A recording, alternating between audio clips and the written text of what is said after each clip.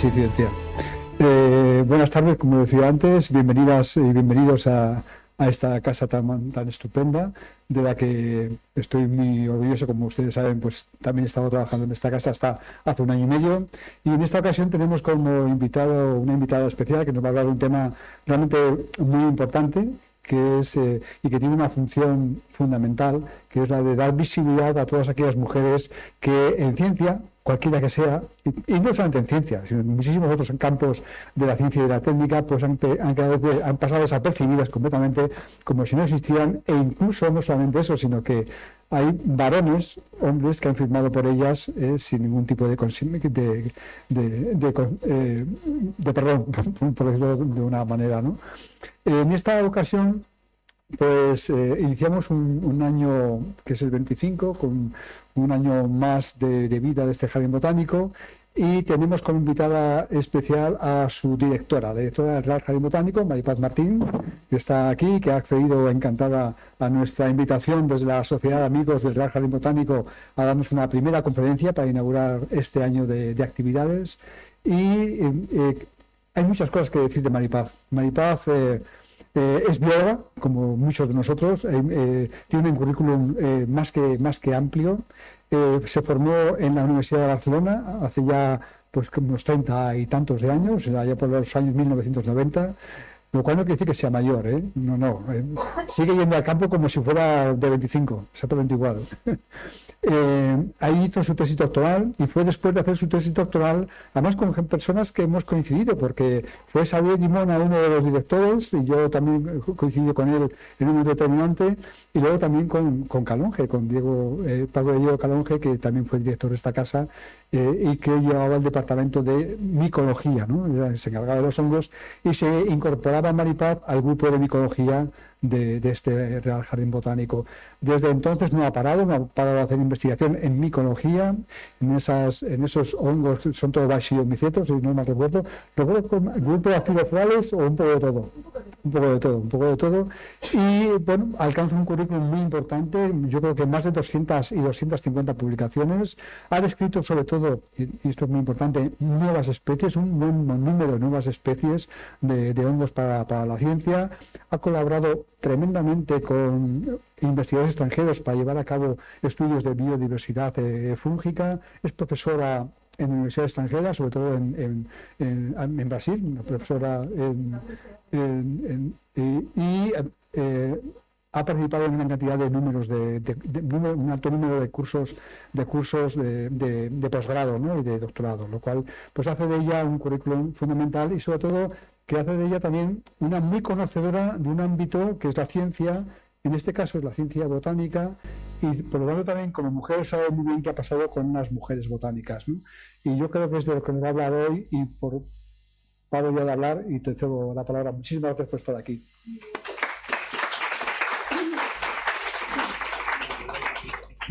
Bueno, gracias a todos por estar aquí, gracias Esteban por esta presentación tan cariñosa. Y con Esteban yo estuve como vicedirectora de Jardín y Arbolado durante 2 años, justo los últimos años de él como en la dirección. Y bueno, aunque he dicho que está jubilado y fuera del jardín, no está fuera del jardín, sigue trabajando aquí, y además está también en la Junta de la Sociedad de Amigos. Bueno, el título que para la conferencia de hoy, de Mujeres Botánicas del siglo XVIII y siglo XIX, en realidad sería para todas las mujeres botánicas, ¿no?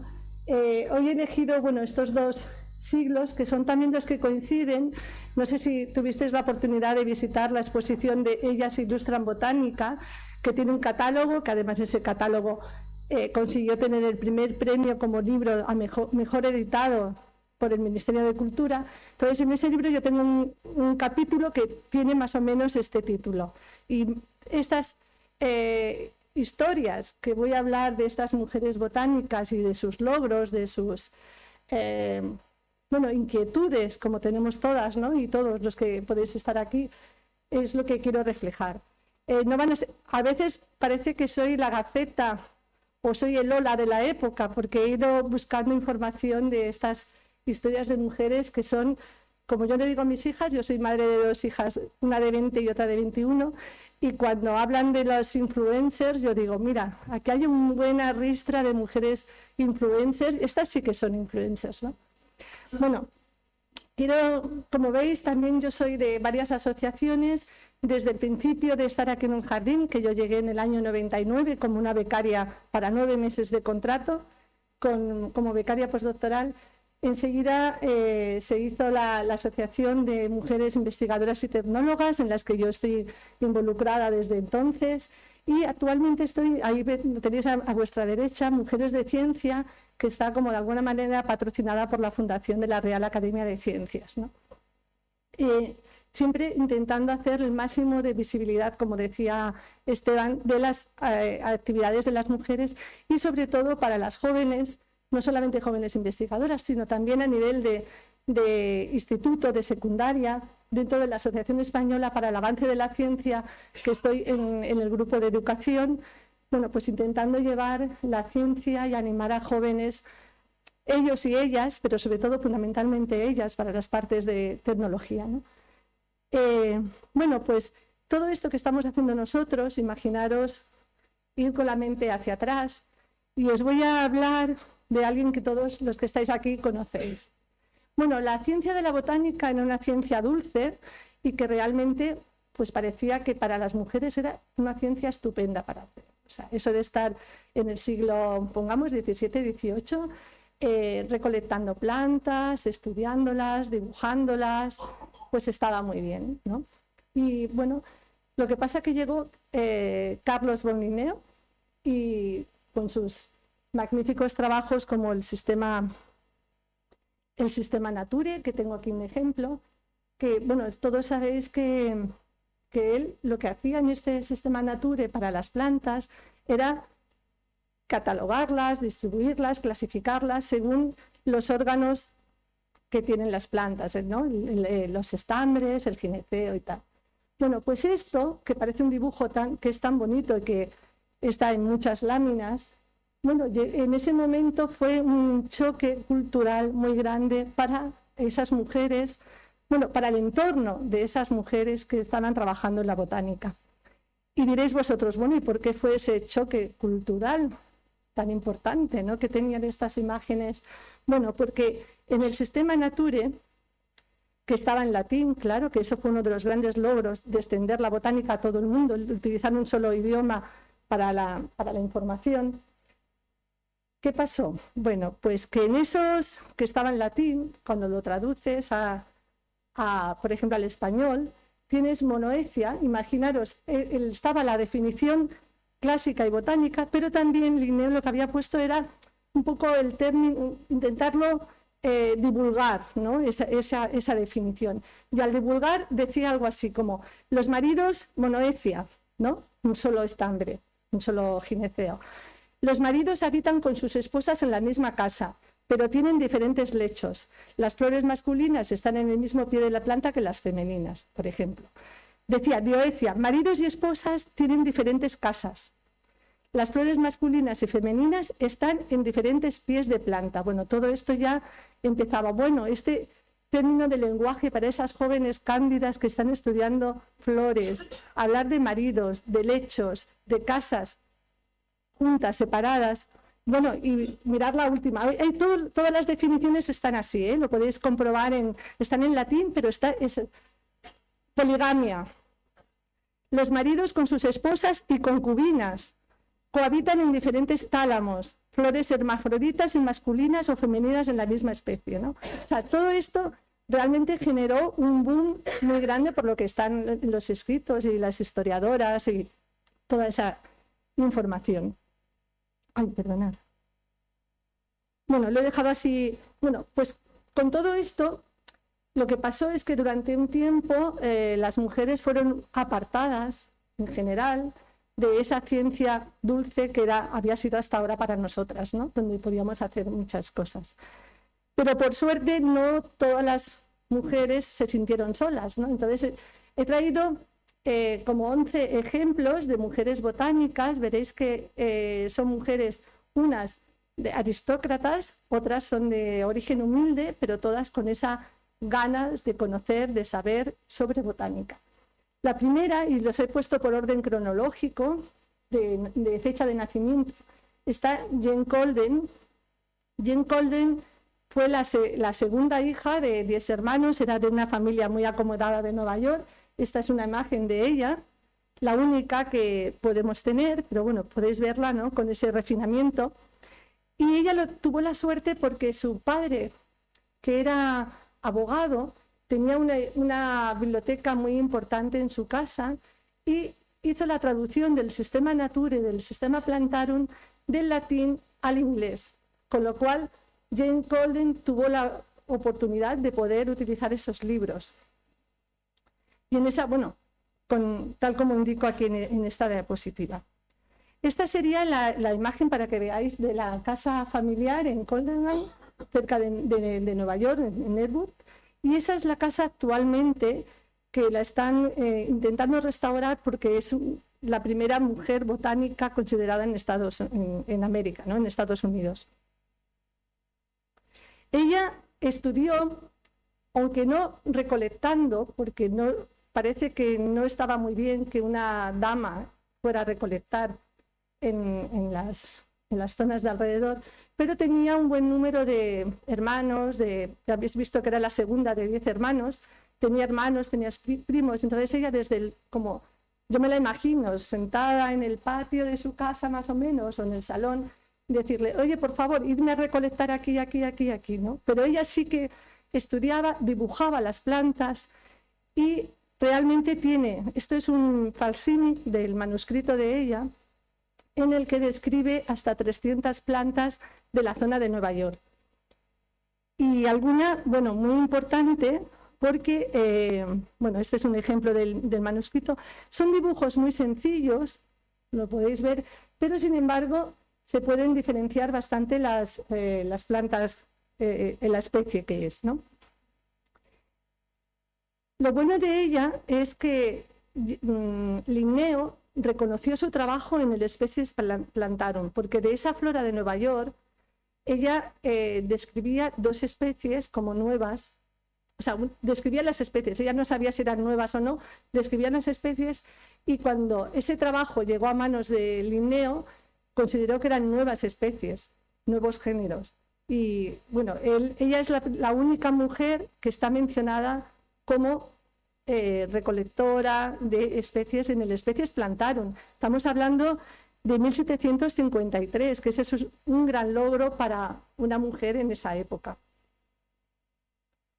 Además, bueno, tenía a su favor también que los botánicos que tenía alrededor escribieron a Linneo con estas frases que están aquí acotadas, ¿no? Esta joven ha dibujado y descrito 400 plantas solo siguiendo vuestro método. O sea, seguía el método linneano, que estaba muy bien, y ves, es la primera mujer que ha estudiado perfectamente vuestro sistema. Hubo un escrito para que Linneo le dedicara alguna especie, algún género a Jane Colden. Yo, buscando nombres de plantas, encontré esta, Coldenia procubens, y dije, pues mira, al final consiguieron un género dedicado a Colden. Pero no está dedicada a Jane Colden, sino a otro botánico norteamericano que era Cadwallader Colden, que es un poquito anterior de nacimiento que Jane Colden. Muchas de las historias de Jane Colden las podéis encontrar en este libro de Paula Iwanska, en la que se reúnen algunos de sus escritos. La verdad que los escritos de Jane Colden no se han encontrado muchos, pero el manuscrito original de la flora de Nueva York está en el British Museum, o sea que eso también está muy bien, ¿no? Y que haya ese reconocimiento para ella. Esta es como habéis visto, era más o menos una persona de una familia acomodada. Sin embargo, ahora vamos a otra que tiene un nombre parecido, como Jean Barrett, que seguramente algunos de vosotros ya conocéis su historia, porque aquí se hizo hace 2 años la presentación del libro de María Teresa Tellería, Sin permiso del rey, en el que se narra toda la historia en tercera persona de Jean Barret. Jean Barret nació en La Comel, más o menos el punto rojo que está ahí, en la zona de la Borgoña, y ella era hija de campesinos. Y lo bueno que tenía es que ella en aquella época ya sabía leer y escribir y conocía muy bien las propiedades de las plantas porque su madre se dedicaba a esto. O sea, muchas veces las mujeres botánicas o éramos farmacéuticas de la época, boticarias, o éramos las brujas de la zona, ¿no? Era la utilización de las plantas para un uso medicinal, ¿no? Entonces, la madre de Jean Barret conocía muy bien el uso de las plantas y luego además ella sabía leer y escribir, estaba muy interesada en el conocimiento de las plantas.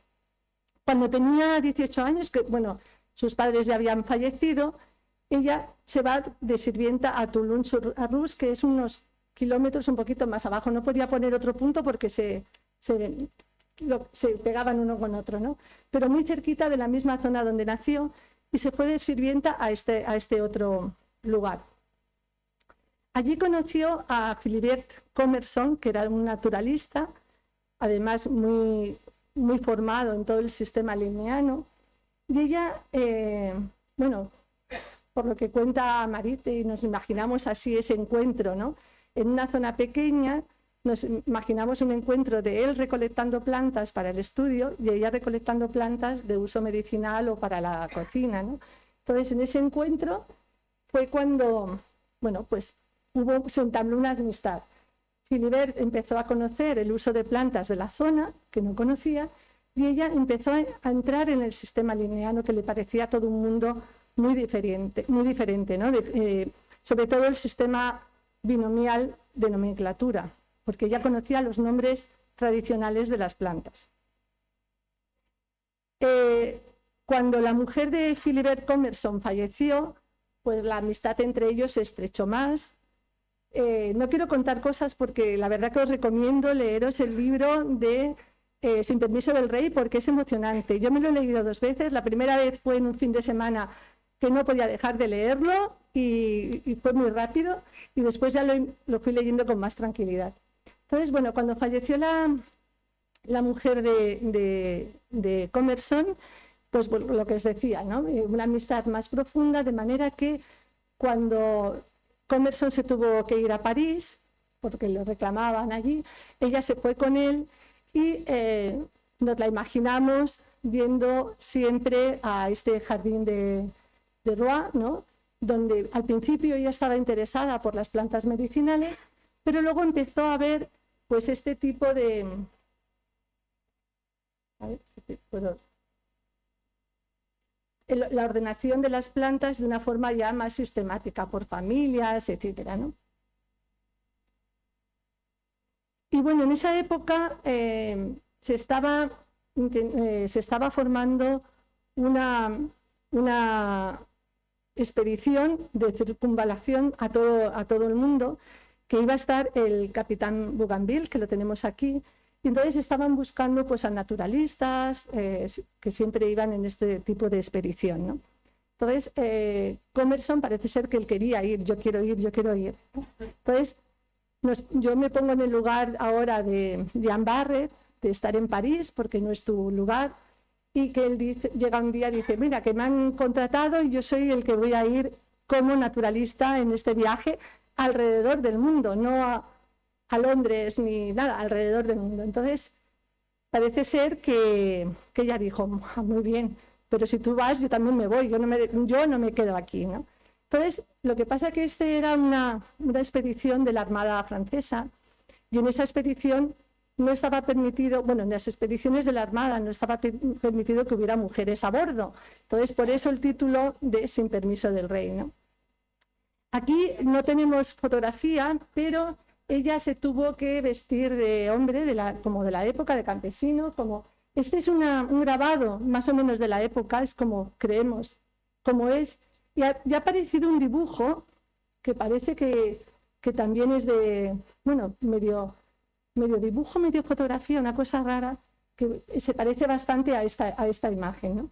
Bueno, así es como ella se buscó un disfraz, estuvo un mes, se fue y dice, bueno, yo me voy a vestir, vamos a llegar hasta donde tiene que salir la Urca y la fragata, yo llego allí, tú me contratas y a ver qué pasa. Entonces ella, imaginaros, iba disfrazada como lo veis aquí más o menos, en estas ropas, y se embarcó.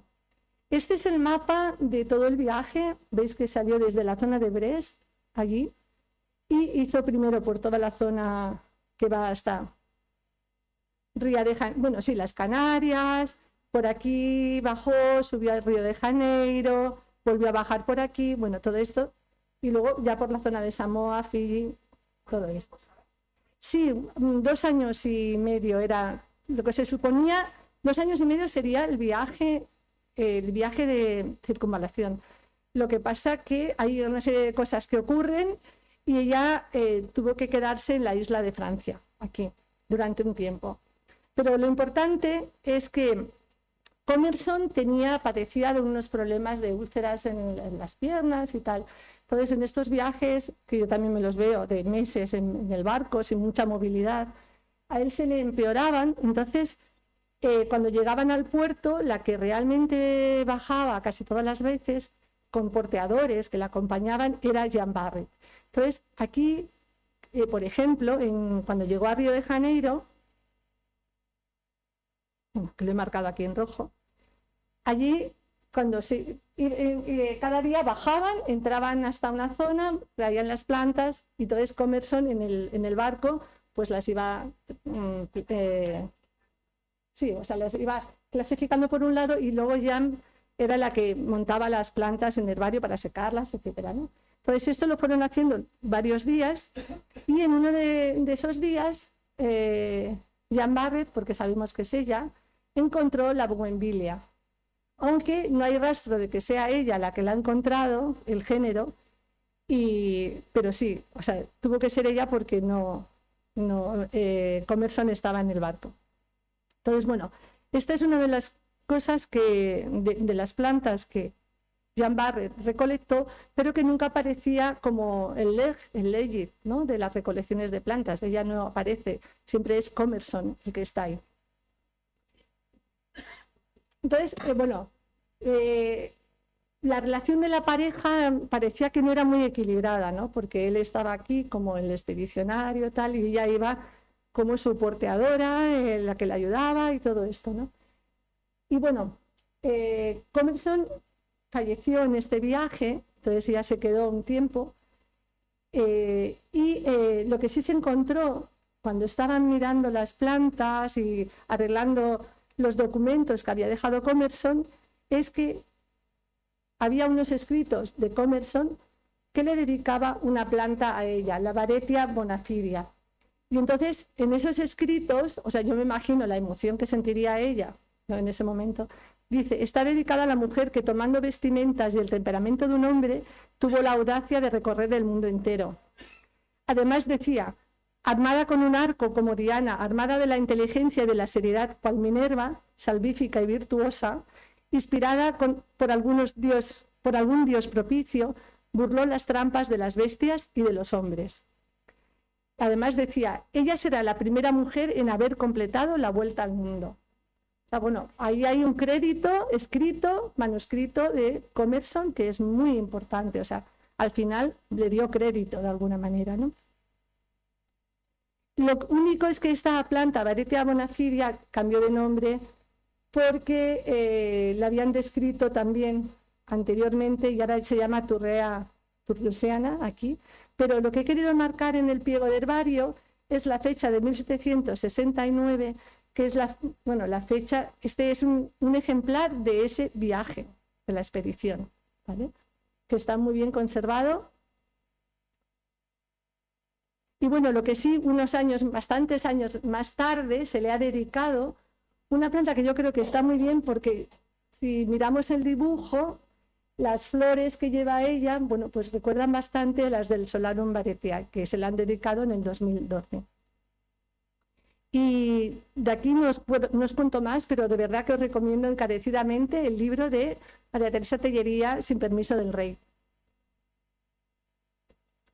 Otra de las mujeres botánicas es Henrietta Antonia Clive, que, bueno, ella era de una familia totalmente aristocrática. Aquí, esa era la mansión donde ella nació, en la zona de Inglaterra. Y aquí está un cuadro de sus padres, su hermano, y ella está en brazos de la madre, ¿no?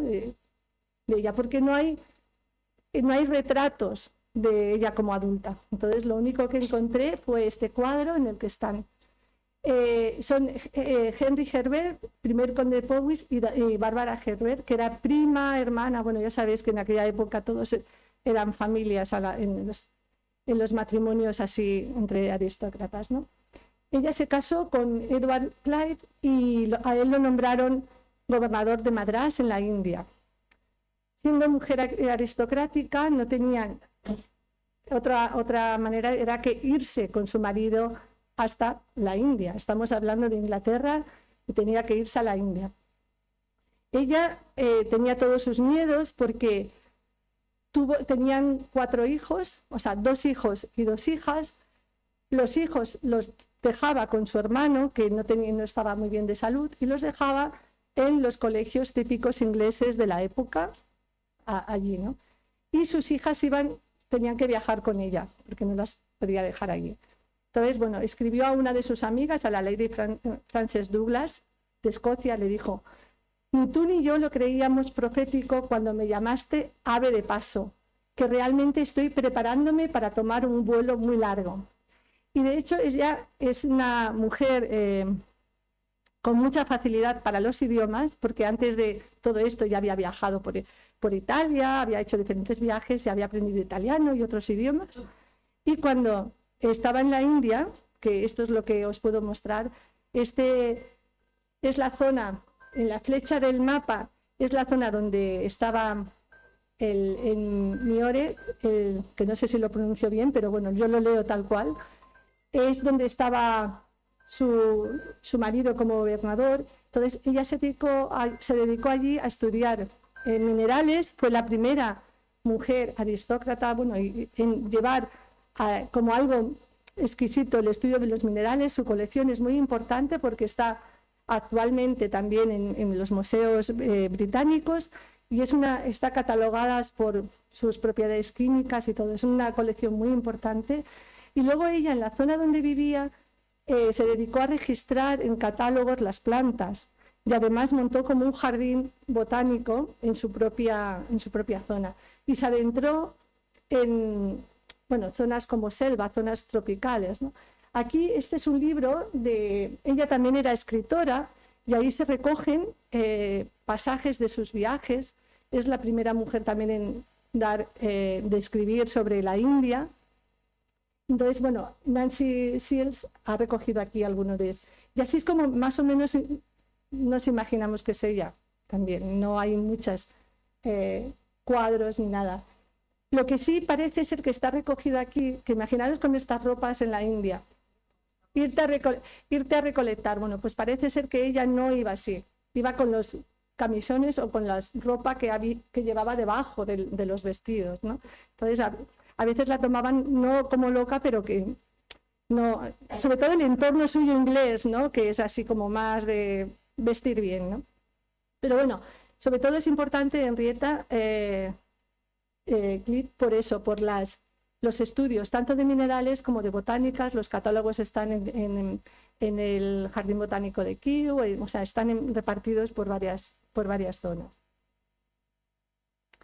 También, bueno, aquí tenemos a Ellen Hutchins, que de ella seguramente las que visteis la exposición de Ellas Ilustran Botánica, solamente había un ejemplar de una de sus algas, de sus dibujos, que la familia, o sea, sus dibujos son fantásticos. Estudió algas, líquenes, briófitos y están depositados también en diferentes museos de Inglaterra. Y su familia solo tiene un dibujo.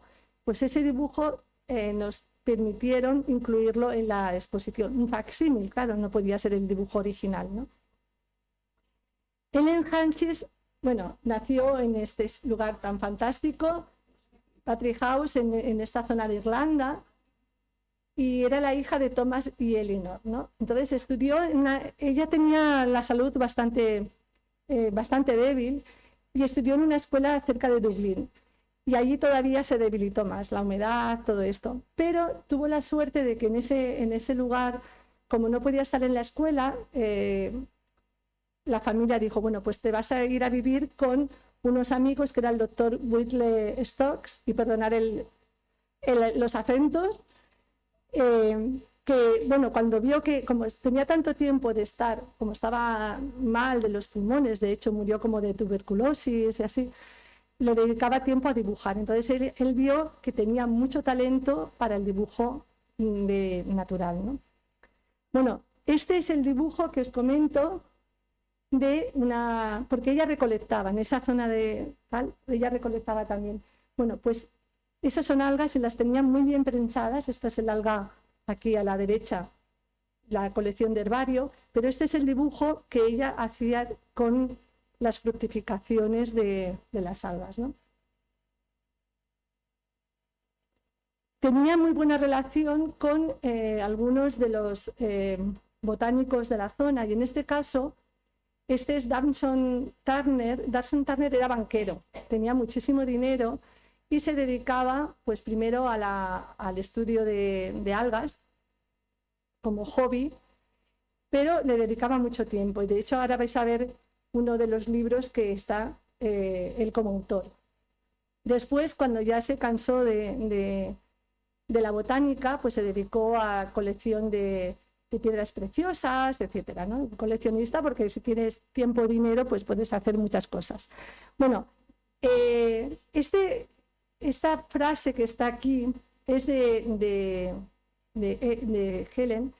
Ella dice: tuve un gran placer al encontrar el Fucus tomentosus fructificado, y temiendo que el secado alterara su apariencia, he intentado dibujarlo tal como era cuando era reciente. Entonces, este es el dibujo de ella. Mirad qué fantástico dibujo, que está muy bien conservado, y este dibujo y otros más de algas los utilizó Darson Turner en su historia, en un libro, en un volumen de historia sobre algas. Y este, bueno, es el mismo dibujo que tenéis aquí. De hecho, Ellen Hutchins, no tenemos tampoco ninguna imagen de ella. Nos podemos imaginar cómo era, porque ella no tuvo hijos, pero su hermano sí que tuvo descendencia. Entonces, bueno, algo por los genes, pues puedes imaginarte cómo es la apariencia de ella. Pero lo importante es que sí que tuvo la suerte de ser una de las mujeres que todavía, o sea, que se le han dedicado nombres de géneros, nombres de especies. Sabéis que para los taxónomos, que yo soy taxónoma, pues uno de los mayores privilegios es que te dediquen a una especie, te dediquen a un género, ya una familia, bueno, y superior, pues más, ¿no? Entonces veis aquí algunos estos son dibujos de ellas, y las personas que han estudiado esos dibujos y esas colecciones de herbario le han dedicado los nombres genéricos, ¿no? Pero ya veis que ella estudió tanto plantas como briófitos, líquenes, y son dibujos de algas de ella también, y aquí también los nombres de las algas.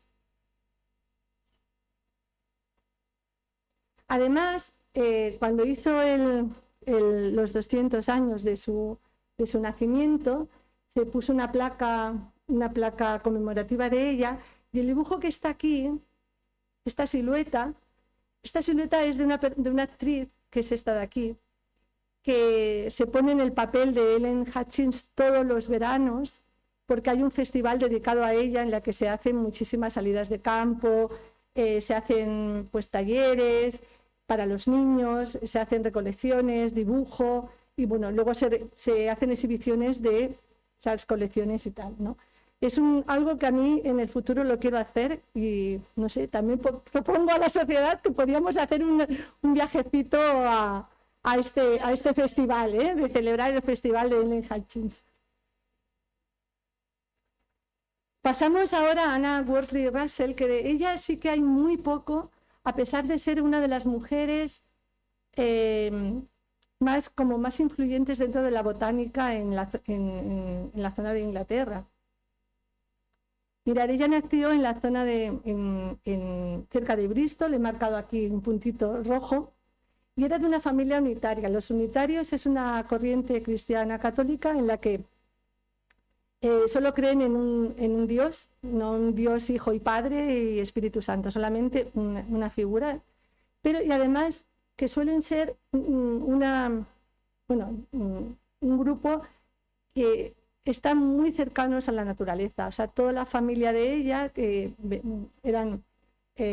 tenía un tío que era refinador de azúcar, pero otros eran clérigos, etcétera. Todos estudiaban algo de historia natural. Ella empezó estudiando entomología, como indico aquí abajo, pero más tarde se fue hacia la botánica. Pero en este caso ya publica ya con su nombre propio. Estos son algunos de los trabajos de ellas, como un catálogo de plantas cerca del vecindario de Netbury, o este otro de arriba, ¿no? de plantas raras en la zona de Bretaña y tal. Y sobre todo actualmente es conocida, también estaba en esa exposición de Ellas Ilustran Botánica, por sus dibujos, aunque aquí este dibujo es un mixomicete, pero bueno, en aquella época ya sabéis que botánica englobaba todo, plantas, hongos y así, ¿no? Pero sobre todo ella, es importante porque ya tiene unos primeros trabajos publicados como ella sola, como autora, y además de bastantes páginas. El catálogo tiene, como indico aquí, 31 páginas, y luego ya publicó en la revista Phytologist, que es una revista que tiene más de 200 años y que se sigue publicando en ella.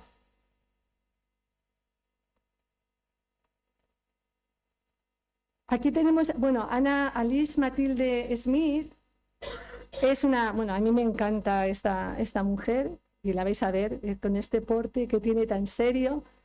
Ella nació en Bombay y tuvo la suerte de que su primo era Hooker, que fue director de los Jardines Botánicos de Kew, porque su primo, cuando vio que ella tenía tanta destreza para el dibujo botánico, dijo: te vienes para el Jardín Botánico de Kew. De hecho, ella estuvo, mirad los años, de 1877 a 1921, creó una escuela de ilustración botánica. En la exposición de Ellas Ilustran estaba ella con otras 3 que se fueron pasando los años, y más o menos se ve que no puedes separar muy bien un dibujo de una o de otra, porque tenían que ser unos dibujos con unas características determinadas, ¿no? Pero no solamente era ilustradora botánica, es que ella describía especies. Y bueno, fue la dibujante para el Botanical Magazine, de conos y de... Entonces, he traído algún ejemplo, porque la verdad es que es... Cuando ves sus dibujos, he traído aquí la Morphophallus titanum, que como sabéis, es la planta que dicen la planta cadáver por el olor que tienen, ¿no?, de descomposición, pero mirar su dibujo y mirar la planta en The Kew, es que es increíble, realmente lo tiene todo. Os he traído algunos ejemplos más de, veis el Eleborus lividus, el Cotoneaster serotina, son todos con detalles muy buenos, los colores son fantásticos, y luego, todos los dibujos que van detrás, que ya no tienen color, pero que están aportando toda la información necesaria para la descripción de estos dibujos. Aquí, el Pyrus ringo, el Pyrus japonica, la verdad que tiene muchísimos dibujos, y que también estaba una reproducción en la exposición, porque, hay que dedicarle tiempo. Estos dibujos son bastante grandes de tamaño, un poco como las láminas de Mutis, de dimensiones bastante grandes, ¿no? Ella fue la segunda mujer que se pudo ser socia de la Sociedad Linneana, y además le distinguieron con la medalla Weitz de botánica, de alguna manera. Tiene, como veis, ya tiene también géneros dedicados a ella, y tiene la abreviatura MSM como autora de diferentes especies y de géneros. Este es uno de los libros que también O sea, ella es autora de especies, descripciones, etcétera. Por lo menos una. Sí. Bueno, hay que ver que casi todas están concentradas en la zona del Reino Unido, porque claro, las sociedades micológicas, las sociedades botánicas del Reino Unido eran muchos años antes que las que podíamos tener en España, ¿no? Por ejemplo. Pero bueno, aquí tenemos a Blanca Catalán de Ocón, que también la hicimos hace unos meses una presentación del libro de ella y de otros autores, que bueno, lo publica ayúdame que ahora mismo, bueno, es la Real Academia, no. Sí, la Real Academia, ¿no? Sí, es la Real Academia, con una editorial. Entonces es una colección de biografías muy cortitas que se leen también muy rápido. Entonces Blanca Catalán está ahí y la autora es una mujer también de esa biografía. Bueno, Blanca Catalán, aquí tenemos una imagen de ella ya de mujer adulta, y nació en Calatayud. Es la hija mayor de una familia aristocrática, Manuel Catalán de Ocón y Loreto de Gallolá. Loreto de Gallolá, su madre, se educó en colegios suizos. Entonces, bueno, ya tienes una madre en esa época educada en un colegio suizo, que además, como muy moderna, ¿no? Que ella quería que sus hijas pudieran ser, o sea, que tuvieran un nivel de formación alta, intelectuales, etcétera, ¿no? Y con un conocimiento también de la naturaleza. De hecho, ellas se educaron en casa y en algún colegio de Teruel de señoritas.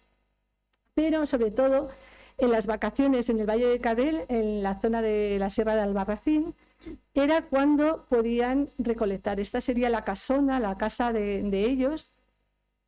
Y entonces, en esa zona alrededor, ella, sobre todo, se fue hacia los estudios de botánica, recolectar plantas, tal, y su hermana a entomóloga. Y su hermana es una entomóloga bastante reconocida de la época también.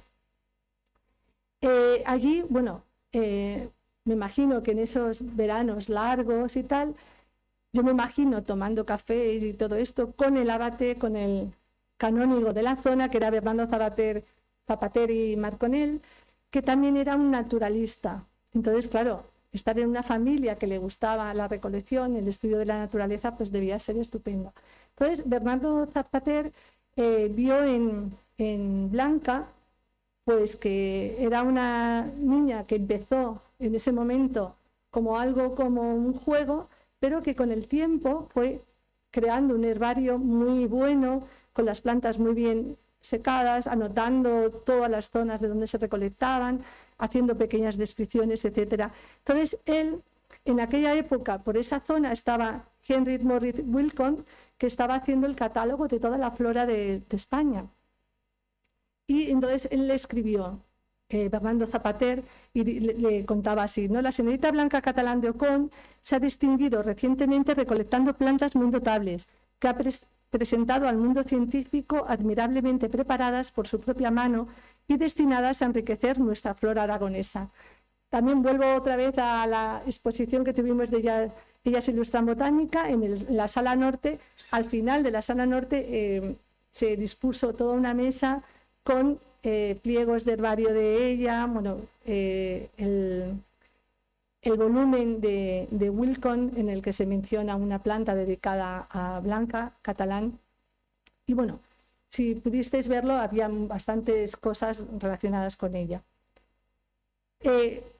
Como veis, este sería el catálogo, el Prodromus Florae Hispanicae de Wilcon y Lange, y ahí ya incluyen una de las plantas que había recolectado Blanca Catalán de Ocón, que se la dedicaron a ella, por eso es Saxifraga blanca, no por el color, sino que estaba dedicada al nombre de Blanca Catalán de Ocón. Además, Saxifraga, el nombre en latín, proviene de algo que crece entre rocas y es pequeñito y tal, ¿no? La historia de Blanca y de las...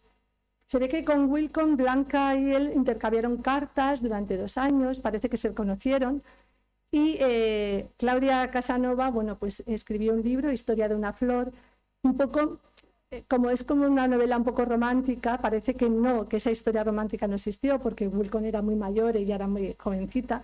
Pero bueno, ahí está también para una lectura un poco distinta que os pueda gustar.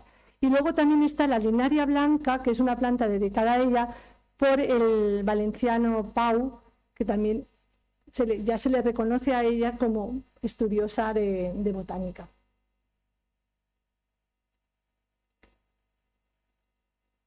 Voy a pasar a una de las personas, de las mujeres, que a mí me parece fantástica su vida.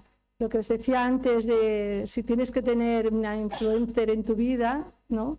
Como botánica, yo me quedo con Mariagne Meara-Ches, de todas las que voy conociendo, porque cada día que te metes y vas investigando, vas tirando del hilo, cada vez hay más, ¿no? A lo mejor el año que viene, si vuelvo a dar una conferencia de mujeres botánicas, ya no están ellas y están otras que voy encontrando, ¿no?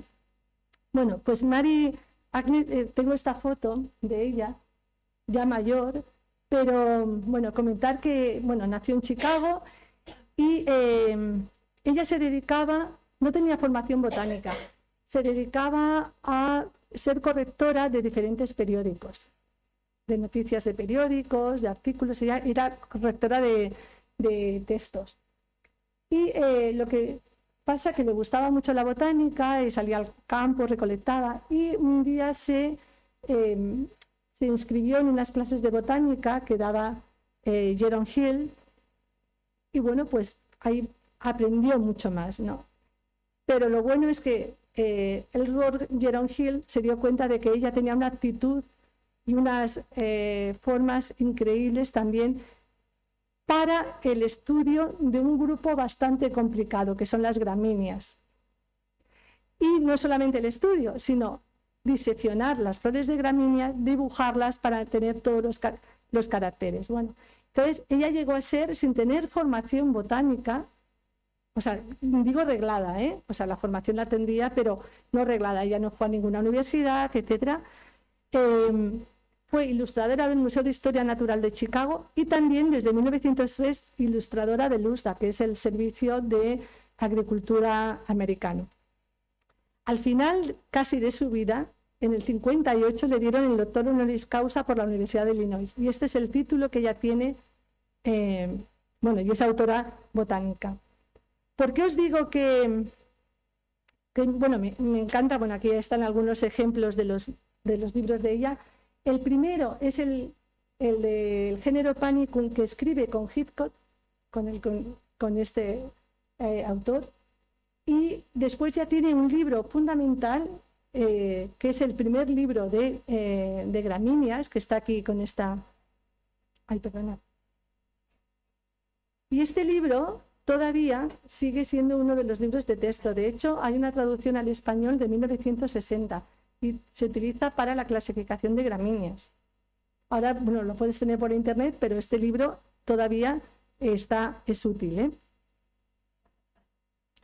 ¿Y por qué os digo que, bueno, es una persona a tener ahí en un corazoncito, pues como el mío, ¿no?, de botánica? Bueno, porque ella no solamente pues salía al campo en la zona de la ciudad, sino que ella recolectó plantas en muchas zonas de Sudamérica. De hecho, fue la primera mujer en subir al monte Itatiaia, aquí de Brasil. Esa es una fotografía de ella.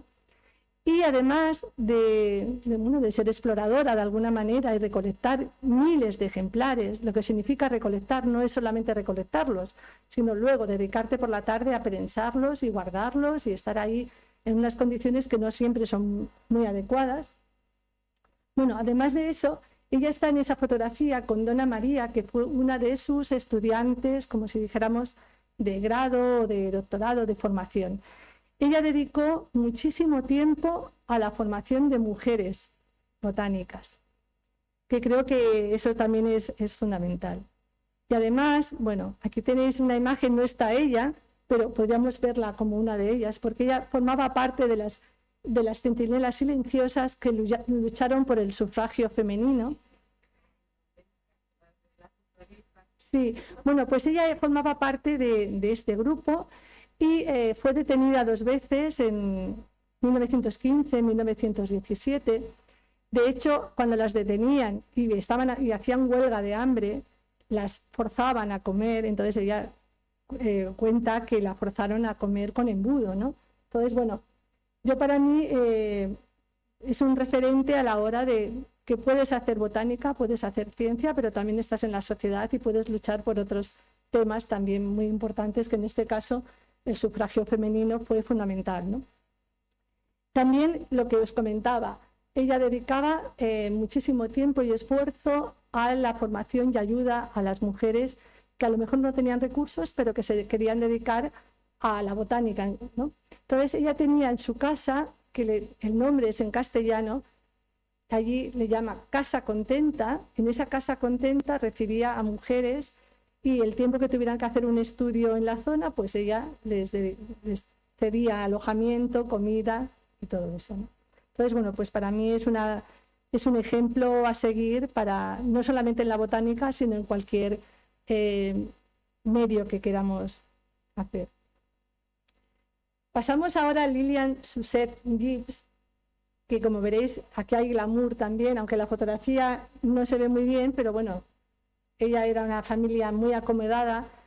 Ella fue educada en colegios privados y además fue a un colegio, el colegio Swaney Horticultural, que ya tenía una formación. Este ya era una formación para una mujer importante en este sentido. Y luego los estudios de botánica en el Royal College of Science. O sea, aquí ya había un permiso para que las mujeres pudieran estudiar en estos colegios, y además colegios que era como más a nivel universitario, ¿no? Y fue investigadora del British Museum. Es una de las mujeres que también ha recolectado en muchísimos sitios.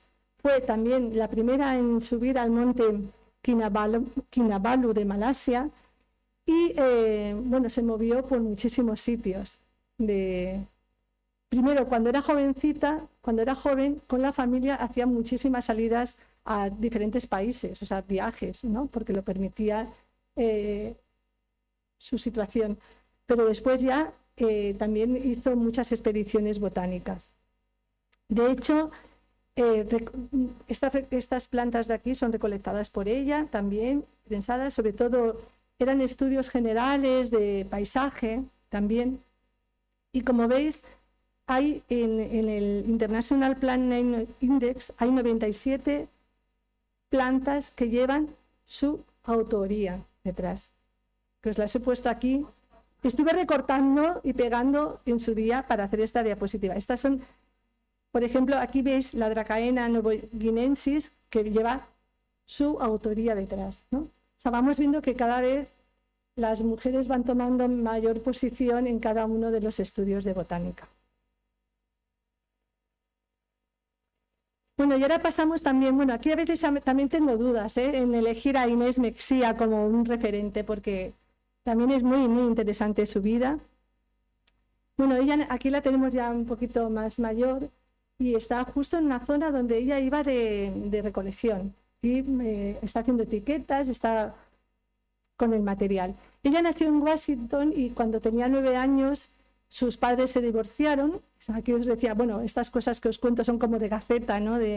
Pero bueno, los padres se divorciaron, ella se fue a vivir con su madre en la zona de Filadelfia, pero después su padre, que era de origen mexicano, la reclamó de alguna manera porque se puso enfermo y ya se fue a ayudar a su padre, ¿no? Y estar con él. Y bueno, allí lo que hizo fue pues aprovechar también pues para conocer, le gustaba la botánica, entonces fue y recolectó plantas, ¿no? Ya con 51 años, lo que veis aquí, se matriculó en la Universidad de California y nunca recibió un grado. Ella se matriculó sobre todo para que le enseñaran bien a reconocer y a estudiar las plantas. Hizo una expedición en el 95, no, antes de esto, pues por el 1922 o así, formó parte de una expedición que montaron en la Universidad de Berkeley. En esa expedición ella tuvo un accidente. Entonces dijo, uy, esto de hacer expediciones en grandes grupos, conmigo no va, más o menos, sería lo que dijo. A partir de ahora yo voy a hacer las expediciones como yo quiero y yo sola, ¿no? O sea, yo organizo y hago. Entonces, hizo muchísimos trabajos, sobre todo, ya veis que he puesto un viaje a Alaska, a Sudamérica durante 2 años y medio, a México. Y comentaros que en 13 años, porque ella falleció bastante joven dentro de las edades actuales, ¿no? En 13 años recolectó 150.000 especímenes. Os podéis imaginar, 150.000 especímenes, que de hecho eran 8.800 números, pero que también es un número grande. O sea, es el mismo número se lo ponía para las varias pies de la misma planta, ¿no? Pero 150.000 especímenes es un número muy, muy grande de aportación. También ha tenido reconocimiento por toda esa parte de recolección, de buena conservación. Aquí están algunas de sus plantas, que como veis están como si se hubieran recolectado hace unos días. Y tiene dedicados géneros, tiene dedicados epítetos específicos de diferentes plantas. Los tipos son plantas recolectadas por ella. Y bueno, la verdad que también para mí es una gran influencia, ¿no? En el que una persona dice, bueno, pues yo con 51 años cambio, o sea, ya no me dedico a esto y ahora me voy a dedicar a la botánica o a otro tipo, o sea, que hay tiempo para todo, ¿no? Y vamos a pasar a la última que he elegido para hoy, que es Elinor Frances Valentin, que ella, bueno, tiene un origen también de estas que nació en las Islas Falkland, las Malvinas, que es otro sitio que dices idílico que quieres ir algún día a visitar. Y bueno, estas son imágenes de las Islas Malvinas, ¿no? Ella ya estudió botánica en Kew y bueno, se casó con un naturalista zoólogo, Rupert Valentin, que lo que le permitió a ella que el marido le financiara algunas expediciones botánicas al principio, porque lo bueno es que ella era muy buena ilustradora, como vais a ver ahora. Y cuando volvió de estar en Kew a las Islas Farnas, vais a ver que esta es la imagen de ella dibujando. Y aquí tenemos algunos de los ejemplares de este libro de ilustraciones de plantas con flor y de helechos de estas islas. Y este es uno de los últimos libros que está coloreado a mano. Entonces, actualmente es un libro realmente casi de culto y de coleccionista. Entonces, bueno, aquí podéis ver muchas mujeres que han participado en la historia de la botánica. Y este, por ejemplo, es Lagunera Magellánica, el dibujo de ella, y aquí he traído algunos ejemplares de fotos que hay en Wikipedia para que veáis que realmente está dibujando lo que se ve en la naturaleza, ¿no? Y bueno, yo creo que para terminar, traigo una frase de Jane Goodall que dice: el mayor peligro que nos depara el futuro es la apatía. Entonces yo siempre digo que ninguna de estas mujeres tuvieron que ser apáticas, de tener tiempo para ser apáticas totalmente, ¿no? Entonces, bueno, muchas gracias a todas por vuestra atención. Si tenéis alguna pregunta, pues gracias.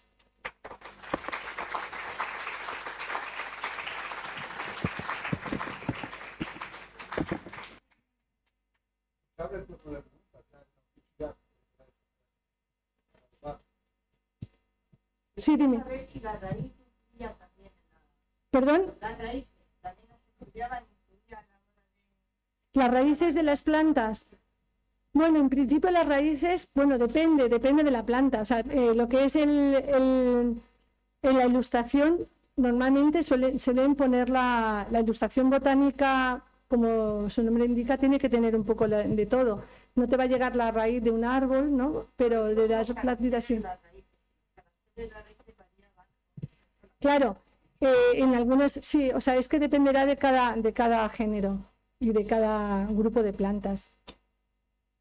Pero, por ejemplo, si una planta tiene rizomas, se explica que tiene rizomas. Si una planta es de bulbo, tiene que aparecer el bulbo. Si una planta tiene una raíz axonomorfa, la van a dibujar, la van a decir.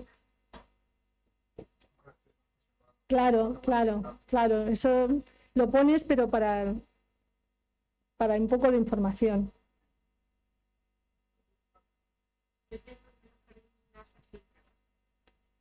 Espera, que es porque si no, no en la... Ay.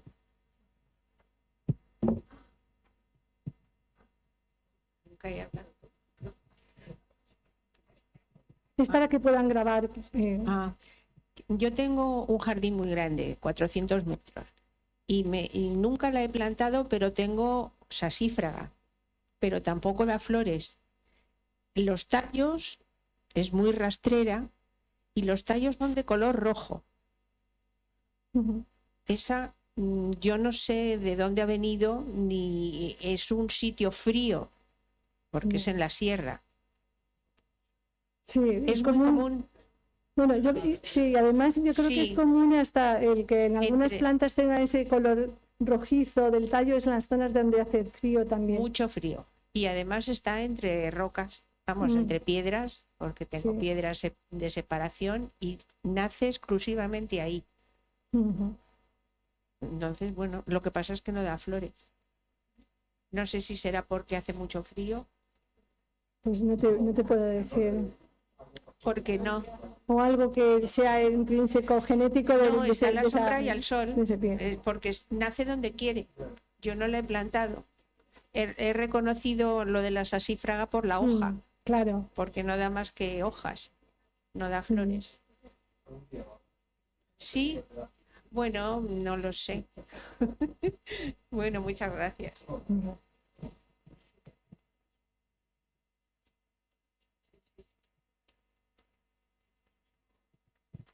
Bueno, lo que os comentaba, esta charla más o menos de estas mujeres y algunas más están en el libro de Ellas Ilustran Botánica, el catálogo de esa exposición, en la que yo tengo un artículo ahí, entonces podéis ver.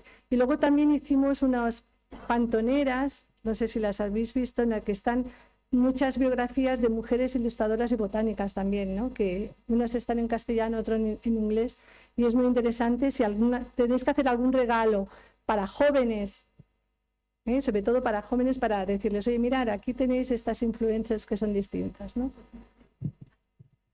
Sí, muchas gracias. Yo no soy muy experto, pero me preguntaba en la investigación actual, ¿qué tan importante es el dibujo frente a otros métodos, la fotografía rayos X o otro tipo de...? Pues sigue siendo muy importante. Yo, por ejemplo, yo soy micóloga y para nosotros, los que trabajamos en hongos, sobre todo como tenemos que hacer mucha microscopía, también en los cortes que haces, aunque podemos utilizar fotografía y ahora hay sistemas que tú puedes tener un microscopio óptico y con un programa puedes hacer como diferentes cortes, no son cortes, pero bueno, como que tú vas profundizando, ¿no? Y al final tienes una imagen bastante buena. En algunos cortes es mucho mejor hacer el dibujo. De hecho, en las descripciones que se hacen siempre podemos poner alguna fotografía macroscópica, pero la microscopía es fundamental y el dibujo es fundamental. Y de hecho, bueno, también si conocéis los volúmenes de Flora Ibérica, en Flora Ibérica todos son dibujos, no hay fotografías. Se podría... Flora Ibérica han sido más de 35 años de producción de los volúmenes y, bueno, una de las cosas complicadas era encontrar a buenos dibujantes, porque no es solamente que sepas dibujar, es que sepas interpretar lo que estás viendo en la lupa o en el microscopio. Pero yo creo que también que hay caracteres que si no los dibujas pasan desapercibidos. De hecho, yo que doy muchas charlas en institutos de secundaria dentro de lo de científico en prácticas o siendo mentora de dos institutos de aquí de Madrid. Siempre que doy la charla pregunto a ver si hay alguien que le guste el dibujo y si se quiere dedicar a ello, porque necesitamos ilustradores, no solamente botánicos, ilustradores científicos, ¿no? Porque se están perdiendo.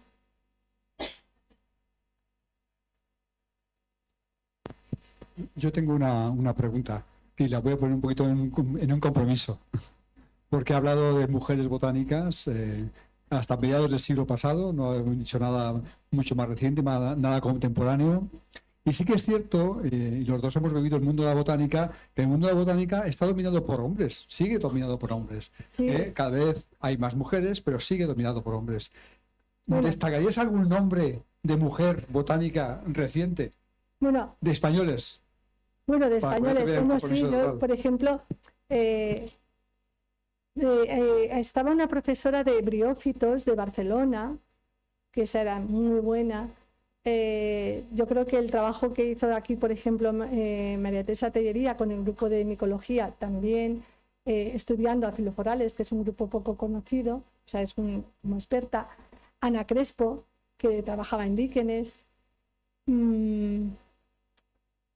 Bueno, luego es que yo los que conozco, claro, son ya de una generación, yo nací en el 60, para todos que sepáis mi edad, también me situéis, me situéis. Y claro, nosotros ya, yo cuando hice la tesis doctoral ya empezaba la parte molecular un poco, entonces nos hemos dedicado no solamente a la taxonomía, sino también a la filogenia, evolución y tal. Entonces, claro, ahí hay muchos nombres, porque está Pilar Catalán también, que está muy reconocida. Aquí en nuestro jardín tenemos nombres de mujeres ya muy consolidadas y muy importantes con diferentes estudios de la botánica, biogeografía, como Isabel San Martín, Ricky en toda la parte de formidáceas, ¿no? Ah, bueno, claro, sí, o sea, aquí tenemos muchos ejemplos. Sí. O sea, sigue siendo minoría.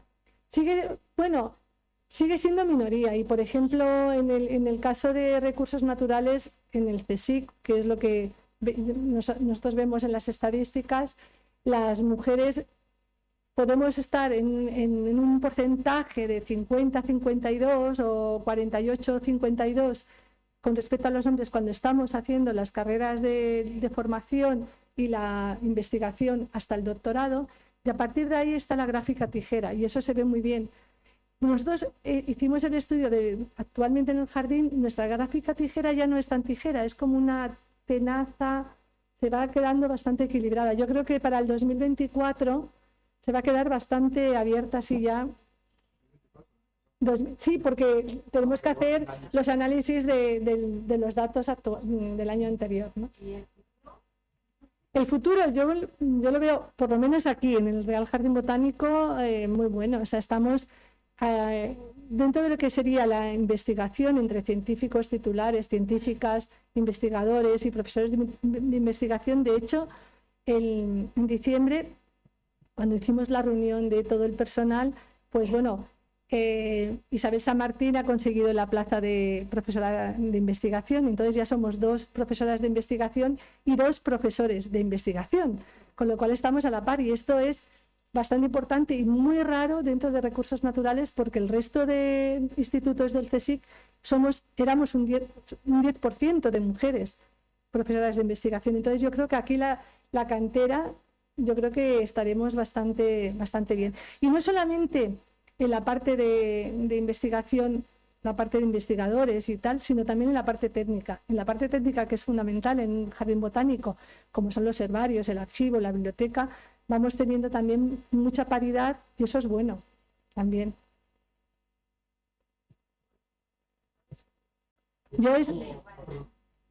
O sea, que yo soy muy positiva, ya me conocen.